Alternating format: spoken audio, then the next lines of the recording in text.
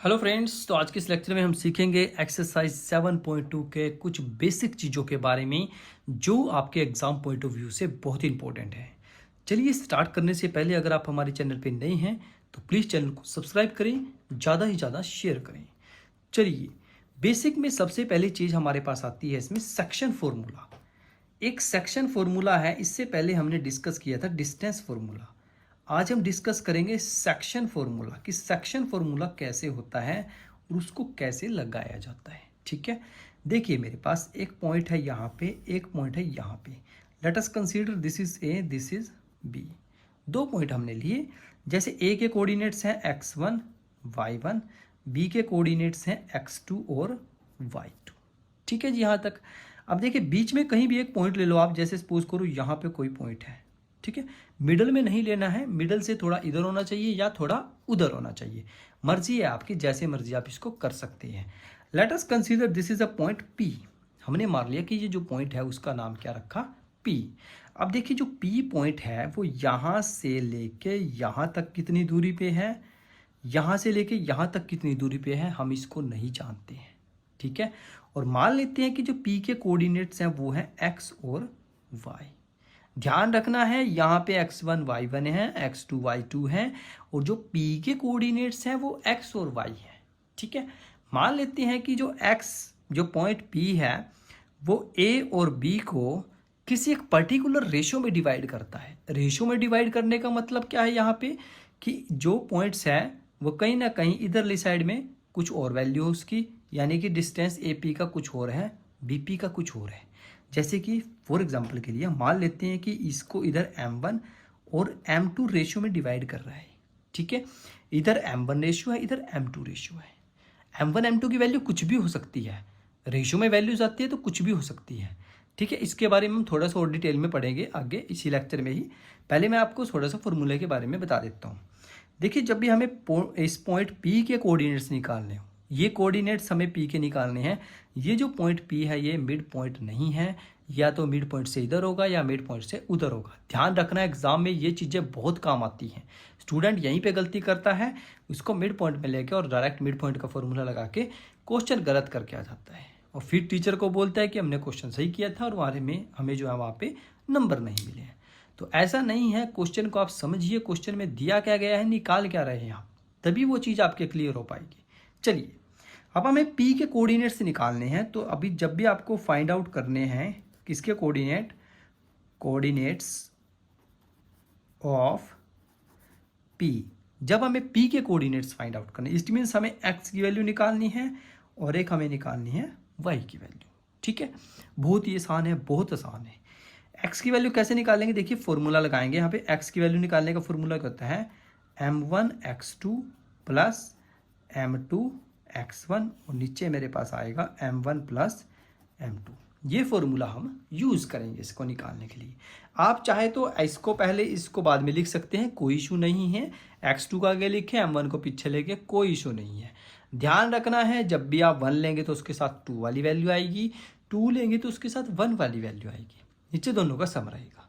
ठीक है जी, सेम ऐसे ही y वेरिएबल के लिए लिख लेते हैं। y वेरिएबल के लिए भी सेम आएगा, m1 y2 plus m2 y1, नीचे मेरे पास सेम आएगा m1 प्लस m2। तो ये जो दो फॉर्मूले हैं ये एग्जाम पॉइंट ऑफ व्यू से बहुत इंपॉर्टेंट हैं। यहाँ से क्वेश्चन आपके पेपर में आएगा ही आएगा। जो किसी भी टाइप से क्वेश्चन को पूछे, आपने ये जो सेक्शन है इसको छोड़ के नहीं जाना है। सेक्शन फॉर्मूला आपको आना ही चाहिए। कहाँ पे सेक्शन फॉर्मूला अप्लाई किया जाता है, ये बहुत इंपॉर्टेंट चीज़ होती है। ठीक है, अब देखिए इसमें केसेस हम किस टाइप से बना सकते हैं। जैसे सपोज करो आपके पास एक लाइन है, ये मेन चीज़ है जो मैं आपको समझाने जा रहा हूँ। अब मोस्ट इंपॉर्टेंट चीज़ यही, अगर आपके ये चीज़ समझ में आ गई तो उसके बाद 7.2 एक्सरसाइज आपके बिल्कुल उंगलियों पे याद हो जाएगी, या उसको आप आसानी से टिप्स पे आपके याद रहेगी वो। जैसे मेरे पास एक पॉइंट P है, एक पॉइंट है Q, इसके बीच में कोई पॉइंट है A। ठीक है, अब मान लेते हैं कि इसकी जो टोटल लंबाई है वो 10 सेंटीमीटर है या 10 यूनिट है। ठीक है, इतनी इसकी टोटल लंबाई कितनी है, 10 यूनिट है।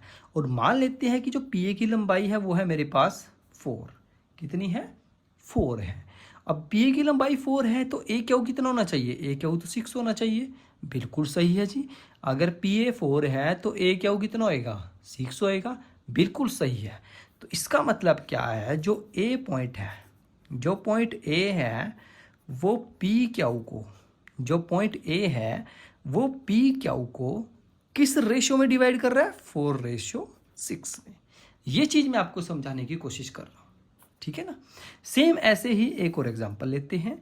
जैसे मेरे पास ए यहाँ पे है, बी यहाँ पे है, इसके बीच में कोई दो पॉइंट्स आ जाते हैं, जैसे इसको मान लो पी, इसको मान लो क्यू, ठीक है। अब ये जो पी क्यू हमने दो पॉइंट्स लिए हैं, ये दोनों हमने लिए हैं ट्राई सेक्शन के केस में। किसके केस में लिए हैं, ट्राई सेक्शन के केस में। ट्राई सेक्शन का मतलब क्या है कि हमने ए बी लाइन को 3 पार्ट्स में डिवाइड किया है। कितने पार्ट्स में डिवाइड किया है, 3 पार्ट्स में डिवाइड किया, और वो तीनों के तीनों पार्ट्स क्या होने चाहिए, इक्वल होने चाहिए, ठीक है। तीनों पार्ट्स इक्वल होंगे तो इसका मतलब क्या है कि यहाँ पे A P, B P, Q P, ठीक है, तीनों के तीनों क्या रहेंगे, हमारे सेम डिस्टेंस पे रहेंगे। किस पे रहेंगे, सेम डिस्टेंस पे रहेंगे।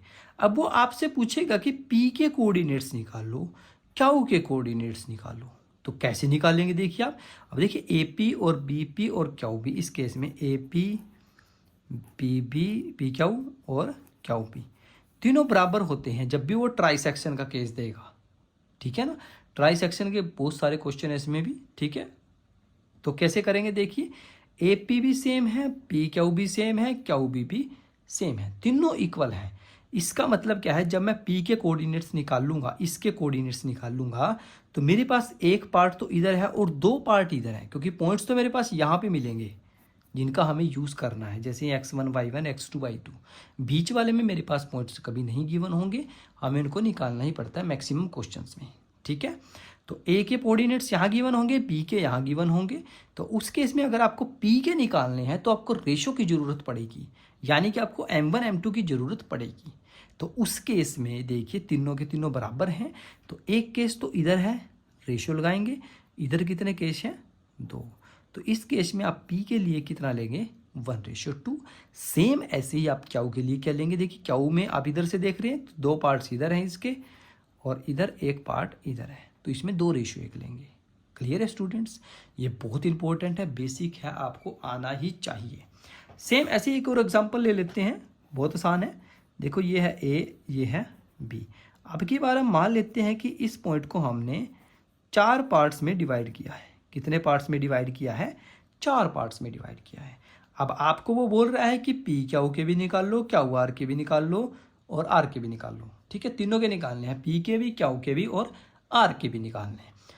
तो उसको कैसे निकाल लेंगे, अब आपको तो कुछ भी नहीं पता इसमें, रेशो तो आपके पास है ही नहीं, तो रेशो ही तो मेन चीज़ है, कैसे निकाल लेंगे। अब देखिए चारों के चारों बराबर डिस्टेंस पे हैं, उसने बोला कि ए बी को हमने 4 पार्ट्स में डिवाइड करना है, चारों इक्वल डिस्टेंस पे होने चाहिए।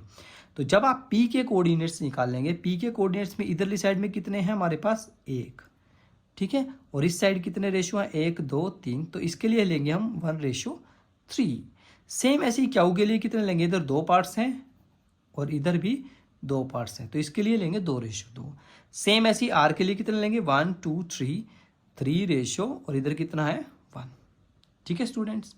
तो ये चीज़ आपको आनी चाहिए, 3:1 कैसे लिया, 1:3 कैसे लिया, 2:2 कैसे लिया, बहुत इंपॉर्टेंट है एग्जाम पॉइंट ऑफ व्यू से। स्टूडेंट यहीं पे गलती करता है, वो यहाँ पे कुछ ना कुछ गलती जरूर करता है, या तो वो रेशो लेने में गलती करता है, या फिर वो फॉर्मूला वगैरह में भी गलती कर सकता है, ठीक है। पर आप लोगों ने ऐसी गलती नहीं करनी है, क्योंकि आप सभी बहुत इंटेलिजेंट स्टूडेंट्स हैं, ठीक है ना। आप अगर ऐसी गलती करेंगे तो आपके बहुत ज़्यादा मार्क्स कट सकते हैं एग्जाम में, ठीक है स्टूडेंट्स। चलिए, तो इस लेक्चर में हमने बहुत ही आसानी से सीख लिया कि सेक्शन फॉर्मूला क्या होता है और उसको कहाँ अप्लाई करना है, ठीक है ना। मेन चीज़ होती है उसको अप्लाई कहाँ करना है, वो ज़्यादा इंपॉर्टेंट है। आपको क्वेश्चन पेपर में दिया होगा, डायरेक्टली ये नहीं लिखा होगा कि यहाँ पे सेक्शन फॉर्मूला लगाएं, वो आपको देखना है कि क्वेश्चन में कहाँ पे क्या चीज़ लगेगी, डिस्टेंस लगेगा या सेक्शन फॉर्मूला लगेगा, ठीक है स्टूडेंट्स।